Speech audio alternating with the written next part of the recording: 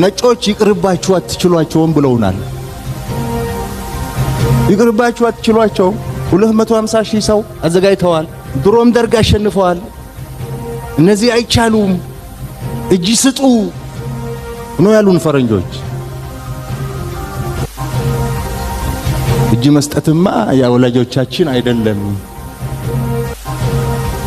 እጅ ከመስጠት አንድ ቀን ማደር የለንም ብንም መሞት አለብን ብለን ነው ወደ ውጊያ የገባ ነው።